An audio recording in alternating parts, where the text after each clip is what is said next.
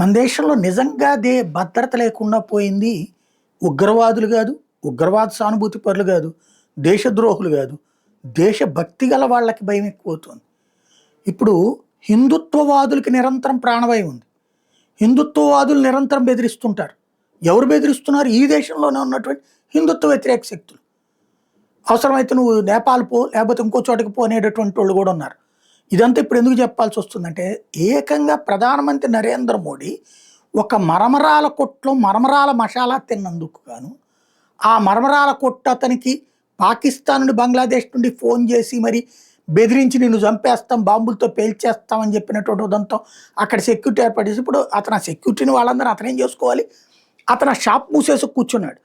అతను ఇప్పుడు బీహార్ అతను అక్కడికి వెళ్ళి సెటిల్ అయ్యి ఉన్నాడు అనమాట. ఇప్పుడు అతను ఏమంటాడు?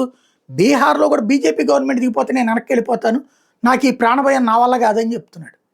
అంటే ఒక ప్రధానమంత్రి తను కాపాడాల్సిన పరిస్థితి వచ్చింది మసాలా తిన పాపానికి. ఆయనకి మసాలా అమ్మిన పాపానికి ఎంత. ఈ ఉగ్రవాదులు ప్రపంచవ్యాప్త నుంచి ఫోన్లు చేసి వాట్సాప్లు గీటికి కూడా బెదిరేస్తున్నారట. అంటే ఇక్కడ ఎవడో సహకారం లేకుండా ఇతని వాట్సాప్ నెంబర్ ఇవన్నీ ఎవరికి తెలుస్తాయి అక్కడికి? అంటే అంతగా ఈ దేశంలో తీవ్రవాదం వేళ్ళు అనుకుంది, తీవ్రవాద సానుభూతి పరులు వేళ్ళు అనుకున్నారు. అది గమనించాల్సి ఉంది మనం.